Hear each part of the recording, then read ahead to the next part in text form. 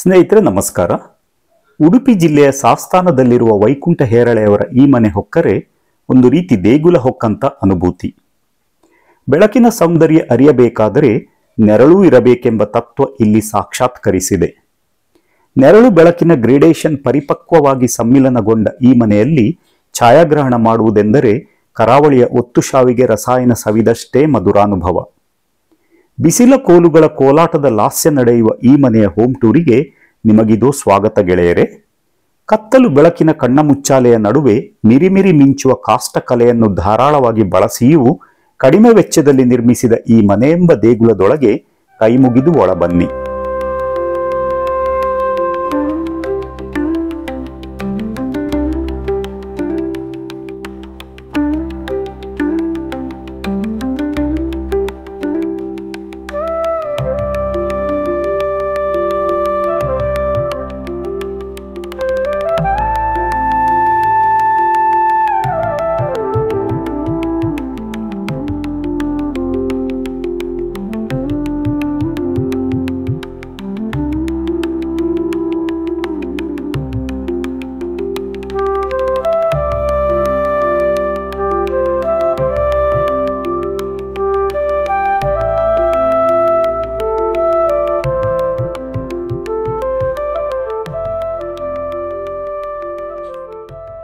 ನಮಸ್ಕಾರ ಸರ್, ನಮಸ್ತೆ. ಮತ್ತು ವೈಡ್ ಆಂಗಲ್ ವೀಕ್ಷಕರ ಪರವಾಗಿ ನಿಮಗೆ ಸ್ವಾಗತ. ನಿಮಗೂ ಸ್ವಾಗತ ಸರ್. Thank you. ಬಹಳ ಸುಂದರವಾದ ಹಳೆ ಕಾಲದಂತ ಕೆಲವು ಮರಮಟ್ಟುಗಳನ್ನು ಬಳಸಿ ಸುಂದರವಾಗಿ ಕಟ್ಟಿದ್ದೀರಾ ಒಂದು ಮನೆಯನ್ನ. ನಿಮಗೆ ಅಭಿನಂದನೆಗಳು.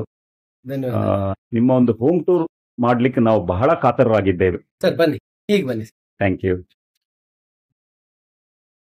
ಸರ್. ಈ ಮನೆಯಲ್ಲಿ ನನಗೆ ಬರ್ತಿದ್ದಂಗೆನೆ ಆಕರ್ಷಿಸುತ್ತಾ ಇರೋದು ಇಲ್ಲಿಯ ಒಂದು ಬೆಳಕಿನ ವಿನ್ಯಾಸ, ಬಿಸಿಲು ಕೋಲು, ಹಳೆ ಹಳೆ ಮರಮಟ್ಟುಗಳು, ಒಂದು ಆಂಟಿಕ್ ಲುಕ್ ಇರುವಂತ ಈ ತರದ ಎಕ್ಸ್ಪೋಸ್ಡ್ ವಾಲ್. ಏನ್ ಸರ್ ನಿಮ್ಮ ಒಂದು ಮನೆ ಅಂದ್ರೆ ನೀವು ಏನೊಂದು ಕಾನ್ಸೆಪ್ಟ್ ಇಟ್ಕೊಂಡು ಇದನ್ನು ಕಟ್ಟಿದ್ರಿ ಸರ್? ಇದು ಆದಷ್ಟು ಸಿಮೆಂಟಿನ ಬಳಕೆಯನ್ನ ಕಡಿಮೆ ಮಾಡಬೇಕು ಎನ್ನುವಂತಹ ಕಾನ್ಸೆಪ್ಟ್ ನನಗಿದೆ. ಯಾಕೆಂದ್ರೆ ಸಿಮೆಂಟ್ ಅದರ ಥರ್ಮಲ್ ಕಂಡಕ್ಟಿಬಿಲಿಟಿ ಹೆಚ್ಚು. ನೀವು ಹೆಚ್ಚೆಚ್ಚು ಸಿಮೆಂಟ್ ಬಳಸಿದ ಹಾಗೆ ಮನೆಯಲ್ಲಿ ಸೆಕೆ ಹೆಚ್ಚಾಗ್ತಾ ಬರ್ತಾ ಇದೆ. ಸೊ ಆದಷ್ಟು ನೀವು ಪ್ರಕೃತಿಗೆ ಹತ್ರ ಇರಬೇಕು. ಆ ಮೂಲಕವಾಗಿ ಒಳ್ಳೆಯ ಜೀವನ ನಡೆಸಬೇಕು. ಮನೆಯಲ್ಲಿ ಮಲಗಿದಾಗಲೂ ಅಯ್ಯೋ ಸೆಕೆ ಅಂತ ನಾವು ಎಸಿಯೋ ಇನ್ನೊಂದನ್ನ ಅವಲಂಬಿಸೋದಕ್ಕಿಂತ ಮನೆ ಕಟ್ಟುವಾಗಲೇ ಅದಕ್ಕೆ ಬೇಕಾದಂತಹ ವ್ಯವಸ್ಥೆಗಳನ್ನ ಮಾಡ್ಕೊಂಡ್ರೆ ಚಂದ ಅಲ್ವಾ? ಆ ಕಾರಣಕ್ಕೆ ನಾನು ಹೀಗೆ ವಿದೌಟ್ ಪ್ಲಾಸ್ಟರಿಂಗ್ ಬ್ರಿಕ್ ವಾಲ್ ಮಾಡಿದ್ದೇನೆ. ನೀವೇ ಒಂದು ಏನು ವೈರ್ ಕಟ್ ಬ್ರಿಕ್ಸ್ ಮ್ಯಾನುಫ್ಯಾಕ್ಚರರ್ ಅಂತ ಕೇಳಿದೀನಿ. ಹೌದು. ಸೊ ಈ ಮನೆಯ ಕನ್ಸ್ಟ್ರಕ್ಷನ್ ನಲ್ಲಿ ನೀವು ನಿಮ್ದೇ ಪ್ರಾಡಕ್ಟ್ಸ್ ಅನ್ನು ಬಳಸ್ಕೊಂಡ್ರ? ಖಂಡಿತ. ನಾನು ಈ ಬ್ರಿಕ್ ವಾಲ್ ಮಾಡಿದ್ದಕ್ಕೆ ಒಂದು ಕಾರಣ ನಾನು ಒಬ್ಬ ಬ್ರಿಕ್ ಮ್ಯಾನುಫ್ಯಾಕ್ಚರರ್. ಸೊ ನಾನು ನನ್ನ ಬ್ರಿಕ್ ಬಗ್ಗೆ ನಾನು ಹೆಮ್ಮೆಯಿಂದ ಅದನ್ನು ಬಳಸಬೇಕು. ಆವಾಗ ಮಾತ್ರ ಉಳಿದವರಿಗೆ ನೀವು ಬಳಸಿ ಅಂತ ನಾನು ಹೇಳಲಿಕ್ಕೆ ಆಗ್ತದೆ. ಹೌದು, ಅದು ಒಂದು ಕಾರಣ. ಈ ಮನೆ ಎಷ್ಟು ವರ್ಷದ ಹಿಂದೆ ನೀವು ಕಟ್ಟಿದ್ರಿ ಸರ್? ಸರ್, ಇದರಲ್ಲಿ ಅರ್ಧ ಪೋರ್ಷನ್ ಅಂತ ಹೇಳುದು ಸಾಧಾರಣ 15 ವರ್ಷದ ಹಿಂದೆ ಕಟ್ಟಿದ ಮನೆ. ಆವಾಗ ನನಗೆ ಬ್ರಿಕ್ ವಾಲ್ ಗಳನ್ನು ಹೀಗೆ ಕಟ್ಟಬೇಕಂತ ಹೇಳುವ ಐಡಿಯಾ ಇಲ್ಲದೆ ಮೇಸ್ತ್ರಿ ಹತ್ರ ಹೇಗಾದ್ರೂ ಕಟ್ಟು, ನಾನು ಅದನ್ನ ಚಂದ ಮಾಡ್ಕೊಡ್ತೇನೆ ಅಂತ ಹೇಳಿ ಆ ನಂತರದಲ್ಲಿ ಅದ ಎಕ್ಸ್ಪೋಸ್ಡ್ ಆಗಿ ನಾನು ಕಟ್ಟಿದೆ. ಅದೇ ನಂತರ ನಾನು ಇತ್ತೀಚೆಗೆ ಒಂದು 4 ವರ್ಷದ ಹಿಂದೆ ಕಟ್ಟಿದ್ದ ಪೋರ್ಷನ್.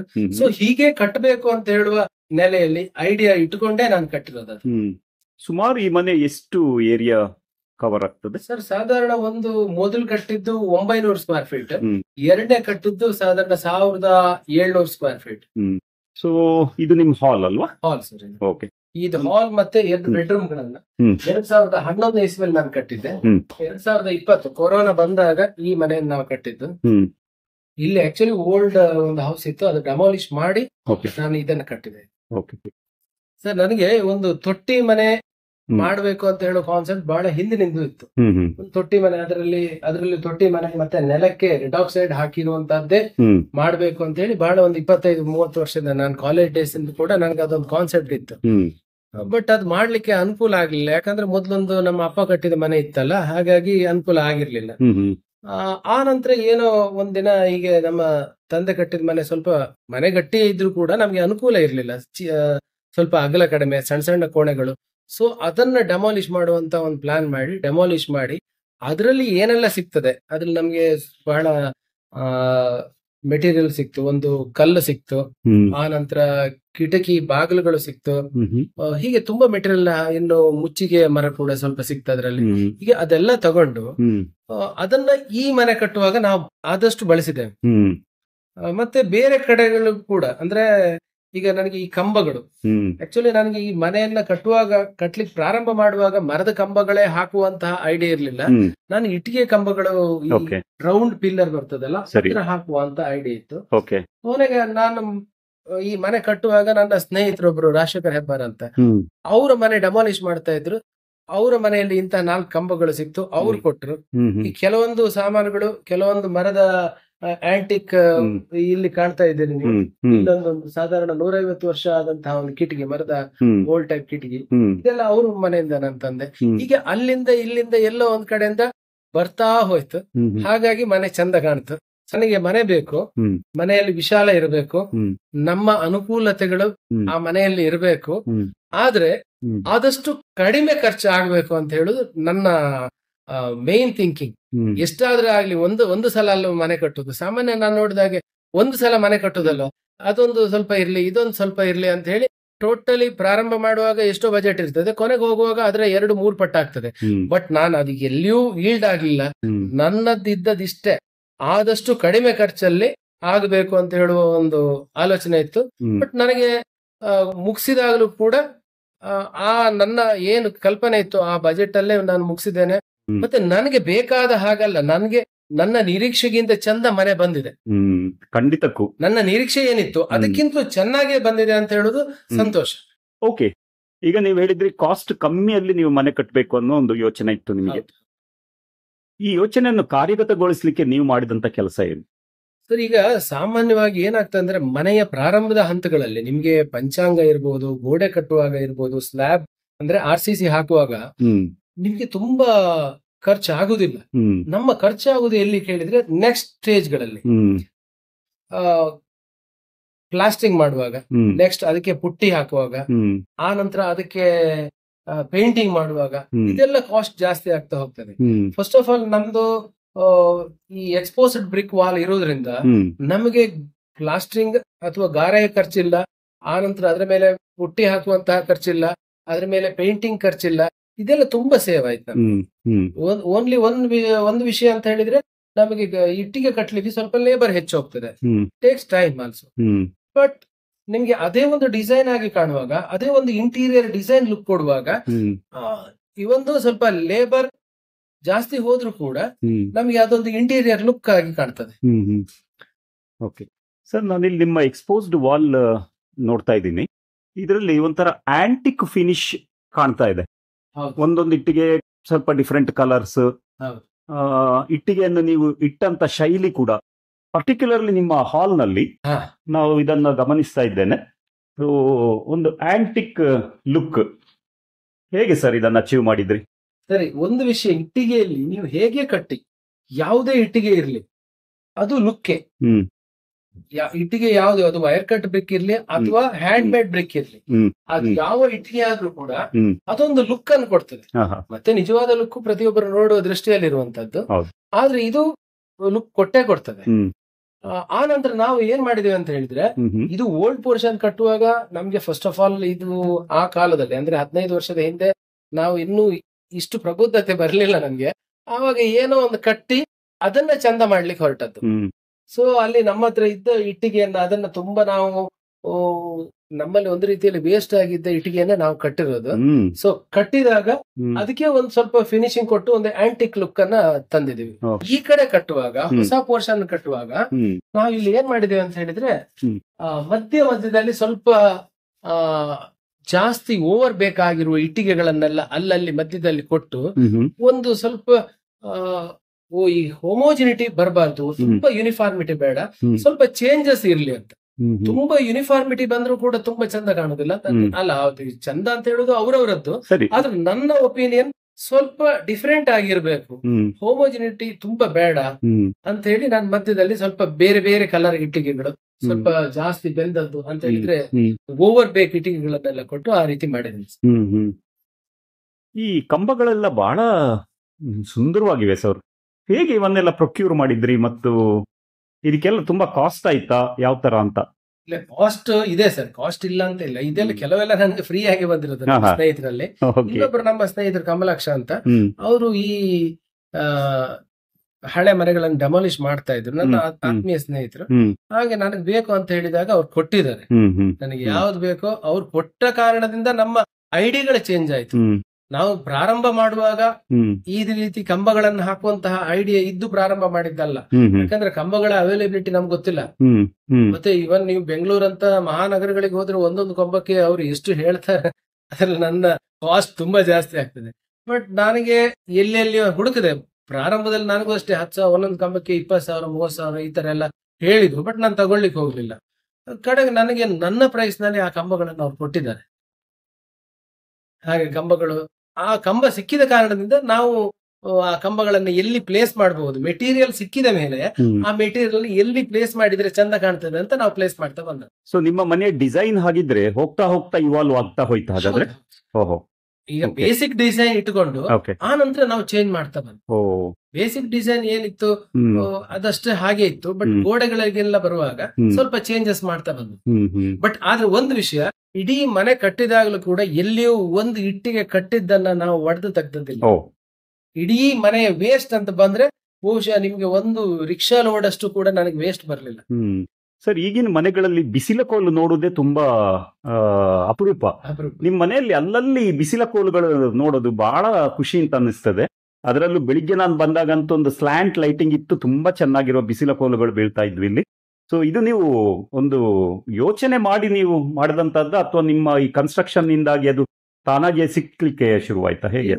ಯೋಚನೆ ಮಾಡಿದ್ದಲ್ಲ, ಇದು ತಾನಾಗಿ ಬಂದದ್ದು. ನಾವು ಮೊದಲೇ ಇದರ ಕುರಿತಾಗಿ ಏನು ಬಿಸಿಲು ಕೋಲು ಹೀಗೆ ಬರಬೇಕು ಅಂತ ಹೇಳುವ ಪ್ರೇಯರ್ ಐಡಿಯಾಸ್ ಇಟ್ಕೊಂಡಿರ್ಲಿಲ್ಲ. ಬಟ್ ಅದು ನಾವು ಅಲ್ಲಲ್ಲಿ ಹಂಚುಗಳನ್ನು ಕೊಟ್ಟು ಈ ಗ್ಲಾಸ್ ಗಳನ್ನು ಹಾಕಿ ಆ ಕಾರಣದಿಂದ ನಮ್ಗೆ ಆ ಬಿಸಿಲು ಕೋಲುಗಳು ಆ ರೀತಿ ಬಂದಿದೆ. ಮನೆಯೊಳಗೆ ಸಾಕಷ್ಟು ಬೆಳಕು ಬೀಳ್ತದೆ. ಈಗ ನಮ್ಮ ಬೆಕ್ಕುಗಳಿಗೆ ಆಟ ಆಡ್ಲಿಕ್ಕೆ ಈ ಬಿಸಿಲೇ ಸಾಕಾಗ್ತದೆ. ಸರಿ. ಆಮೇಲೆ ಇದು ಕೋಸ್ಟಲ್ ಕರ್ನಾಟಕ, ಇಲ್ಲಿ ವರ್ಷದ ಒಂದು 5 ತಿಂಗಳು ಧಾರಾಕಾರ ಮಳೆ ಬೀಳುವಂತ ಪ್ರದೇಶ ಇದು. ಇಲ್ಲಿ ತೊಟ್ಟಿ ಮನೆಗಳು ಸೂಕ್ತ ಅನ್ಸುತ್ತಾ? ಸೂಕ್ತ ಸರ್. ಈಗ ತೊಟ್ಟಿ ಮನೆ ಈ ಊರಿಗೆ ಹೊಸ್ತಲ್ಲ. ಆದ್ರೆ ಏನಾಯ್ತು ಅಂತ ಹೇಳಿದ್ರೆ, ಹಿಂದಿನ ಕಾಲದಲ್ಲಿ ತೊಟ್ಟಿ ಮನೆ ಅಂತ ಹೇಳುದು ಸ್ವಲ್ಪ ಮಲೆನಾಡಲ್ಲಿ ಜಾಸ್ತಿ ಇದ್ರು ಕೂಡ, ಹೆಚ್ಚಿದ್ರು ಕೂಡ, ನಮ್ಮ ಊರಿನಲ್ಲಿ ತೊಟ್ಟಿ ಮನೆ ಅಂತ ಹೇಳೋ ಕಾನ್ಸೆಪ್ಟ್ ಇಲ್ಲದೆ ತೊಟ್ಟಿ ಮನೆ ಆಗ್ತಿತ್ತು.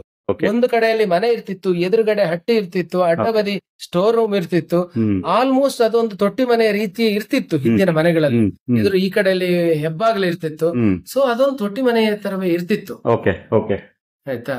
ಆದ್ರೆ ಈಗ ನಾವು ಏನ್ ಮಾಡಿದ್ದೇವೆ ಅಂದ್ರೆ ಅದನ್ನೆಲ್ಲ ಸ್ವಲ್ಪ ಒತ್ತಿ 4 ಕಡೆಗಳಿಂದ ಒತ್ತಿ ಅದರೊಂದು ಸಣ್ಣ ಕಾಂಪ್ಯಾಕ್ಟ್ ತೊಟ್ಟಿ ಮನೆ ಅಂತ ಆಗ್ತದೆ. ಇದು ಎಕ್ಸಾಕ್ಟ್ ತೊಟ್ಟಿ ಮನೆ ಅಂತ ಹೇಳಿದ್ರೆ ಖಂಡಿತ ಇದಲ್ಲ. ಸರಿ. ಚೌಕಿ ಮನೆ ಅಂತ ಹೇಳುದು ಅದು ಕಾನ್ಸೆಪ್ಟೇ ಬೇರೆ. ಆದ್ರೆ ಅಷ್ಟು ದೊಡ್ಡ ಚೌಕಿ ಮನೆಯನ್ನು ಮಾಡ್ಕೊಂಡ್ರೆ ಈಗ ಈ ಕಾಲದಲ್ಲಿ ಮನೆಯಲ್ಲಿ ಇಬ್ಬಿಬ್ರು ಇರುವಾಗ ಆ ಮನೆಯನ್ನ ಮೇಂಟೈನ್ ಮಾಡೋದೇ ಕಷ್ಟ. ಹಾಗಾಗಿ ಇದನ್ನ ಆ ಹಿಂದಿನ ಕಾಲದ ಅಂಕಣದ ಮನೆ, ಚೌಕಿ ಮನೆ ಏನಿದೆ ಅದನ್ನ ಒಂದು ಕಾಂಪ್ಯಾಕ್ಟ್ ಮಾಡಿ ಅದನ್ನ ನಮಗೆ ಇಟ್ಕೊಂಡದ್ದು. ಓಕೆ. ಸೊ ಇಂಥ ಮನೆಗಳಲ್ಲಿ ಮೇಂಟೆನೆನ್ಸ್ ತುಂಬಾ ಇರುತ್ತಾ? ಮೇಂಟೆನೆನ್ಸ್ ಅಂತ ಹೇಳಿದ್ರೆ ಒಂದು ಬಲೆ, ಜೇಡ್ರ ಬಲೆ, ಅದನ್ನ ತೆಗೆಯುವುದು, ಅದೇ ಮೇನ್ ಮೇಂಟೆನೆನ್ಸ್. ಅದು ಒಂದೇ, ಜೇಡ್ರ ಬಲೆ ಇರ್ತದೆ. ಮತ್ತೆ ಒರೆಸೋದು ಗುಡಿಸೋದು ಹೇಗೂ ಇದ್ದದ್ದೇ ಬಿಡಿ, ಯಾವ ಮನೆ ಮಾಡ್ಬೇಕು. ಸರಿ. ಈ ತರದ ಮನೆಯಲ್ಲಿ ವೈರಿಂಗ್ ಅನ್ನು ನೀವು ಹೇಗೆ ಮಾಡಿದ್ದೀರಿ ಇಲ್ಲಿ? ಸರ್, ವೈರಿಂಗ್ ನಾವೆಲ್ಲ ಹೊರಗಡೆ ಕಾಣುವ ಹಾಗೆ ಮಾಡಿದ್ದೇವೆ. ಆದ್ರೆ ಆ ಇದ್ದದ್ರಲ್ಲಿ ಸ್ವಲ್ಪ ಆದಷ್ಟು ಕಡಿಮೆ ಕಾಣುವ ಹಾಗೆ. ಉದಾಹರಣೆಗೆ ಇಲ್ಲಿ ತಗೊಂಡು ಹೋದ್ವಿ, ಅಲ್ಲಿ ಎಲ್ಲ ಸ್ವಲ್ಪ ಎಲ್ಲಿ ಕಾಣದ ಹಾಗಿರ್ತದೋ ಹಾಗೆ ಕೊಟ್ಟಿದ್ದೇವೆ. ಬಿಟ್ರೆ ಎಲ್ಲ ಓಪನ್ ವೈರಿಂಗ್. ಸೊ ಇಲ್ಲಿ ಕೂಡ ಕನ್ಸೀಲ್ಡ್ ವೈರಿಂಗ್ ಮಾಡಬಹುದಾ? ಮಾಡಿ ಏನಾದ್ರು ಇದನ್ನ ಬ್ರಿಕ್ ಅನ್ನ ಮಾಡಬಹುದು, ಚಾನೆಲ್ ಕ್ರಿಯೇಟ್ ಮಾಡಿ ಆ ತರ ಮಾಡಬಹುದು. ಖಂಡಿತ ಮಾಡಬಹುದು. ಆವಾಗ ನಿಮ್ಗೆ ಕೆಲಸ ಜಾಸ್ತಿ ಆಗ್ತದೆ, ಕಾಸ್ಟ್ ಜಾಸ್ತಿ ಆಗ್ತದೆ. ಬಟ್ ಇದರಲ್ಲಿ ನಮ್ಗೆ ಆತರ ಮತ್ತೆ ಎಲ್ಲಿಯಾದ್ರೂ ನಾಳೆ ಹಾಳಾದ್ರೂ ಚೇಂಜ್ ಮಾಡುವಂತದ್ದು ಈಸಿ. ಸರಿ ಸರಿ ಸರ್, ಬಹಳ ಸುಂದರವಾದ ಏನು ದೇವ್ರ ಮನೆ. ಸೊ ಇದನ್ನ ಕಟ್ಟಿದ ಒಂದು ಬಗ್ಗೆ ಹೇಳಿ ಸರ್. ದೇವ್ರ ಮನೆ ನಮಗೆ ಒಂದು ದೇವರ ಮನೆಯಲ್ಲಿ ಕೂತಾಗ ಉಳಿದ ಏನೋ ಒಂದು ಸತ್ಯನಾರಾಯಣ ಪೂಜೆಯೋ ಇನ್ನೊಂದು ಮಾಡುವಾಗ ಉಳಿದ ಕಡೆ ಎಲ್ಲ ಕಾಣ್ಬೇಕು. ಉಳಿದ ಕಡೆ ನಿಂತವರಿಗೆ ನಾವು ಎಲ್ಲಾ ಬದಿ ಗೋಡೆ ಕಟ್ಕೊಂಡು ಮಾಡಿದ್ರೆ ಅಲ್ಲಿ ದೇವ್ರ ಕೋಣೆ ಅಂತ ಹೇಳುದು, ಅದು ದೇವ್ರ ಕೋಣೆ ಬದಲು ಅದು ಒಂದು ಗುಪ್ತ ಕೋಣೆ ಆಗ್ತದೆ. ಹಾಗಾಗಿ ಹಾಗಾಗಬಾರದು, ಎಲ್ಲ ಓಪನ್ ಇರಬೇಕು. ನಿಮ್ಗೆ ಆಲ್ಮೋಸ್ಟ್ ಈಗ ದೇವಸ್ಥಾನಗಳಲ್ಲಿ ಇರುವ ಹಾಗೆ ಸುತ್ತ ಒಂದು ಸಿಂಪಲ್ ಡಿಸೈನ್. ಈ ಡಿಸೈನ್ ಬಹುಶಃ ಇದು ನಾನೇ ಹೇಳಿದ್ದ ಅಥವಾ ಬೇರೆ ಎಲ್ಲ ನಾನು ನೋಡ್ಲಿಲ್ಲ, ಬಟ್ ನಂದೇ ಒಂದು ಐಡಿಯಾ. ಈಗ ನಮ್ಮಲ್ಲಿ ಕೆಲಸ ಮಾಡ್ತಿದ್ದ ಆಚಾರ್ಯ ಹತ್ರ ನಾನು ಹೇಳಿದ ಹಾಗೆ, ನನಗೆ ಇದು ದೇವಸ್ಥಾನಗಳಲ್ಲಿ ಇರುತ್ತಲ್ಲ ಹಾಗೆ ಅದು ಡಬಲ್ ಬೇಡ, ಸಿಂಗಲ್, ಯಾಕಂದ್ರೆ ಹೊರಗಡೆ ಕಾಣಬೇಕು. ದೇವಸ್ಥಾನಗಳಲ್ಲಿ ಇದರ ಮಧ್ಯದಲ್ಲಿ ಕೂಡ ಇನ್ನೊಂದು ಪಟ್ಟಿ ಕೊಟ್ಟಿರ್ತಾರೆ, ಆ ತರ ಬೇಡ, ಸಿಂಗಲ್ ಮಾಡಿ ಈ ತರ ಮಾಡಿ ಕೊಟ್ರೆ ಸಾಕು ಅಂತ ಹೇಳಿದ್ರು. ದೇವರಿಗೆ ಒಂದು ಕೋಣೆ ಮಾಡಿ, ದೇವರಿಗೆ ಒಂದು ಮನೆ ಮಾಡಿ, ದೇವರನ್ನ ಬಂಧನದಲ್ಲಿ ಇಡೋದು ಬೇಡ, ದೇವರು ಆದಷ್ಟು ಹೊರಗಡೆ ಕಾಣ್ಲಿ. ಸರಿ, ನಮಗೂ ದೇವ್ರ ಕೋಣೆಯಲ್ಲಿ ಒಂದು ಪೂಜೆ ಆಗುವಾಗಲೂ ಯಾರಾದ್ರೂ ಬಂದ್ರೆ ಉಳಿದವರೆಲ್ಲ ಹೊರಗಿಂದ ನೋಡಬಹುದು. ಆ ಕಾರಣಕ್ಕೆ ಈ ರೀತಿ ಕಾನ್ಸೆಪ್ಟ್ ಅಲ್ಲಿ ಒಂದು ದೇವ್ರ ಕೋಣೆ. ಸರ್, ಒಂದು ಕಾಂಪ್ಲಿಮೆಂಟ್, ನೀವು ಬಹಳ ಚೆನ್ನಾಗಿ ಮಾತಾಡ್ತೀರಾ. ಬಹುಶಃ ತಾಳಮದ್ದಲೆ ಯಕ್ಷಗಾನ ಇದ್ರಲ್ಲೆಲ್ಲ ಆಸಕ್ತಿ ಇದೆಯಾ? ಸ್ವಲ್ಪ ಮಟ್ಟಿಗೆ ಅರ್ಥ ಹೇಳಲಿಕ್ಕೆ ಹೋಗ್ತೇನೆ. ವಾವ್, ನಿಮ್ಮ ಮಾತಿನ ಝರಿ ನೋಡಿ ಗೊತ್ತಾಗ್ತದೆ. ಹೌದು, ಯಕ್ಷಗಾನದಲ್ಲಿ ವೇಷ ಓಕೆ, ಹವ್ಯಾಸಿಯಾಗಿ ಸ್ವಲ್ಪ ಮಾಡ್ತೇನೆ. ಸರಿ, ಓಕೆ. ನಿಮ್ಮ ಬೆಡ್ರೂಮ್ ನೋಡೋಣ. ಈ ಡಿಸೈನ್ ಬಹಳ ಚೆನ್ನಾಗಿದೆ ಸರ್. ಇದರಲ್ಲಿ ನಿಮ್ಮ ವೃತ್ತಿಯ ಬಗ್ಗೆ ಸಂಬಂಧಿಸಿದ ಏನಾರು ಇದೆಯಾ? ಹೌದು ಸರ್, ಹೇಳಿ. ಈ ಡಿಸೈನ್ ಮಾಡಿದ್ದೆ ನಂದು ಬೇಸಿಕಲಿ ಇಟ್ಟಿಗೆ ಕಾರ್ಖಾನೆ. ಸೊ ಇಂಡಸ್ಟ್ರಿಯಲ್ ಡಿಸೈನ್ ಕೂಡ ಇದರಲ್ಲಿ ತರುವ ಅಂತ ಹೇಳಿ ನನಗೊಂದು ಐಡಿಯಾ ಬಂತು. ಈ ತರ ಒಂದು ಈ ಸೌದೆ ಹಾಕುವ ವಲಯ ಹಾಗಿನ ಗೂಡುಗಳಿರ್ತದೆ, ಇಟ್ಟಿಗೆ ಬೇಯಿಸುವುದು ಹಂಚಿನ ಕಾರ್ಖಾನೆಗಳಲ್ಲಿ ಗೂಡುಗಳಿರ್ತದೆ. ಆ ರೀತಿ ವಲಯ ಡಿಸೈನ್ ಅನ್ನ ಮಾಡಿ ಎರಡು ಕಡೆ ಮಾಡಿದ್ವಿ, ಆ ಕಡೆ ಒಂದು ಈ ಕಡೆ ಎರಡು ಕಡೆ ಮಾಡಿ.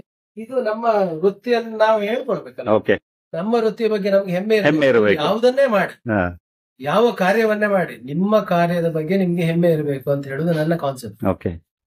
ಸೊ ಇದು ಬಹಳ ವಿಶಾಲವಾದ ಬೆಡ್ರೂಮ್. ಎಷ್ಟಿದೆ ಸರ್ ಇದು ಸೈಜ್? ಇದು ಸೈಜ್ ಒಂದು 12x12 ಇದೆ ಸರ್. ಓಕೆ, 12x12 ಇದೆ. ಇದು ಸಾಮಾನ್ಯ ನಮ್ಮಲ್ಲಿ ಗೆಸ್ಟ್ ಗಳು ಬಂದ್ರೆ ಈ ಬೆಡ್ರೂಮ್ ಅಲ್ಲಿ ಇರ್ತಾರೆ. ಓಕೆ. ಹಾಗೆ ಇಲ್ಲಿಂದ ಮುಂದಕ್ಕೆ ಹೋದ್ರೆ ಇಲ್ಲಿ ಇನ್ನೊಂದು ಬೆಡ್ರೂಮ್, ನಡುವೆ ವಾಶ್ ಬೇಸಿನ್ ಮತ್ತು ಟಾಯ್ಲೆಟ್ ಬಾತ್ರೂಮ್ ಇದೆ. Separate sir? Separate sir. Okay. ಇದು ಅದಕ್ಕಿಂತ ವಿಶಾಲವಾದ ರೂಮ್ ಇದು. ಇದೊಂದು 16-13 ಇದೆ. ಓಕೆ.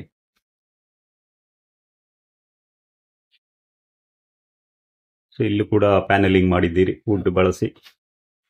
ಮನೆ ಕಟ್ಟುವಾಗ ನಾವು ಒಂದು ಸಲ ಸ್ವಲ್ಪ ಲೂಸ್ ಬಿಟ್ರೆ ನಿಮ್ಮ ಕಾಸ್ಟ್ ಇದ್ದಕ್ಕಿದ್ದ ಹಾಗೆ ಸಿಕ್ಕಾಪಟ್ಟೆ ಜಾಸ್ತಿ ಆಗ್ತದೆ. ನೀವು ಪ್ರತಿಯೊಂದರಲ್ಲೂ ಸ್ವಲ್ಪ ಆಲೋಚನೆ ಮಾಡ್ತಾ ಇದ್ರೆ ಆವಾಗ ಇದು ಒಂದು ಏನಾಗ್ತಂದ್ರೆ, ಮನೆ ಕಟ್ಟುವಾಗ ಪ್ರತಿಯೊಬ್ರು ಇದು ಒಂದು ವಿಷಯ ಅಲ್ಲ ಸ್ವಲ್ಪ ಜಾಸ್ತಿ ಆದ್ರೂ ತೊಂದ್ರೆ, ಇದು ಒಂದು ವಿಷಯ ಅಲ್ವಾ ಸ್ವಲ್ಪ ಜಾಸ್ತಿ ಆದ್ರೂ ತೊಂದ್ರೆ ಇಲ್ಲ, ಹೀಗೆ ಒಂದೊಂದು ವಿಷಯಗಳಿಗೆ ಜಾಸ್ತಿ ಆಗಿ ಅದು ಕಾಸ್ಟ್ ತುಂಬಾ ಜಾಸ್ತಿ ಆಗಿರ್ತದೆ. ಬಟ್ ನಾನು ಪ್ರತಿಯೊಂದಲ್ಲೂ ಸ್ವಲ್ಪ ಟೈಟ್ ಆಗಿ ಇದ್ದೆ ಪ್ರಾರಂಭದಿಂದ, ಸ್ವಲ್ಪ ಜಾಗ್ರತೆಯಲ್ಲೇ ವ್ಯವಹಾರ ಮಾಡಿದೆ. ಹಾಗಾಗಿ ನನಗೆ ಅದು ಕಾಸ್ಟ್ ಕಮ್ಮಿ ಆಯ್ತು. ಸರಿ ಸರಿ. ಕೋಸ್ಟಲ್ ಕರ್ನಾಟಕ ಅಥವಾ ಏನು ಕರಾವಳಿ ಭಾಗ ಅಂತ ಅಂತೀವಿ, ಇದು ವರ್ಷದ ಸುಮಾರು 5 ತಿಂಗಳು ಧಾರಾಕಾರ ಮಳೆ ಆಗುವಂತ ಪ್ರದೇಶ. ಇಲ್ಲಿ ಎಕ್ಸ್ಪೋಸ್ಡ್ ವಾಲ್ ಅಂದ್ರೆ ನೀವೇನು ಪ್ಲಾಸ್ಟರಿಂಗ್ ಮಾಡದೆ ಈ ತರ ಏನು ಗೋಡೆ ಕಟ್ಟಿದಿರಿ, ಇದು ಸೂಕ್ತ ಅನ್ಸುತ್ತಾ ಇಲ್ಲಿಯ ಸ್ಥಳೀಯ ಇದಕ್ಕೆ? ಖಂಡಿತ ಸೂಕ್ತ, ಕಂಡೀಷನ್ಸ್ ಗೆ ಖಂಡಿತ ಸೂಕ್ತ ಸರ್. ಅದ್ರಲ್ಲಿ ಏನೂ ಸಮಸ್ಯೆ ಬರುವುದಿಲ್ಲ.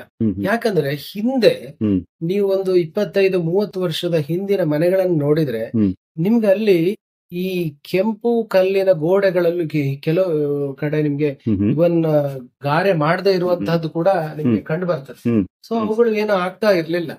ಆದ್ರೆ ಒಂದು ನಾವು ಈ ಹಂಚಿನ ಮನೆಯಲ್ಲಿ ಮಾಡಿದಾಗ ಏನಾಗ್ತದೆ, ನೀರು ಈ ವಾಲ್ ಮೇಲೆ ಬೀಳುದಿಲ್ಲ, ಗೋಡೆ ಮೇಲೆ ಬೀಳುದಿಲ್ಲ, ಹಂಚಿಂದ ಕೆಳಗಡೆ ಹೋಗಿ ಬೀಳ್ತದೆ. ಅದೇ ನೀವು ಸ್ಲ್ಯಾಬ್ ಮಾಡಿದಂದ್ರೆ RCC ಹಾಕಿದಾಗ ಆ ಗೋಡೆ ಮೇಲೆ ಬೀಳುವಂತಹ ಸಾಧ್ಯತೆ ಇದೆ. ಬಟ್ ಇವೊಂದು ನೀವು ಎಷ್ಟೇ ಮಳೆ ಬರ್ಲಿ, ಆದ್ರೆ ಈ ಇಟ್ಟಿಗೆ ಸರಿಯಾಗಿ ಬೆಂದ ಇಟ್ಟಿಗೆ ಅಂತ ಆದ್ರೆ ಅದು ಎಷ್ಟೇ ಮಳೆ ಬಂದ್ರೂ ಕೂಡ ಅದು ಏನಾಗುದಿಲ್ಲ. ಓಕೆ. ಸೊ ಇಲ್ಲಿ ನೀವು ರೂಫಿಗೆ ಬಳಸಿರುವಂತದ್ದು ಮಂಗಳೂರು ಹೆಂಚೆ ಅಲ್ಲ? ಹಂಚೆ.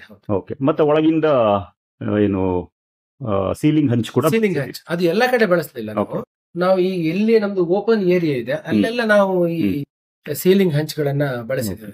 ಇವನ್ ಇನ್ನೊಂದು ವಿಷಯ ಅಂತ ಹೇಳಿದ್ರೆ, ಈಗ ನೀವು ಇಲ್ಲಿ ಕಾಣ್ತಾ ಇರುವ ಸೀಲಿಂಗ್ ಹಂಚ್ ಇದೆಯಲ್ಲ, ಇದು ಕೂಡ ರಿಕ್ಲೈಮ್ಡ್ ಅಥವಾ ಹಳೇದೆ, ಬ್ರ್ಯಾಂಡ್ ನ್ಯೂ ಅಲ್ಲ, ಹಳೇದನ್ನೇ ತಂದು ಅದನ್ನ ಉಪಯೋಗಿಸ್ರಿ.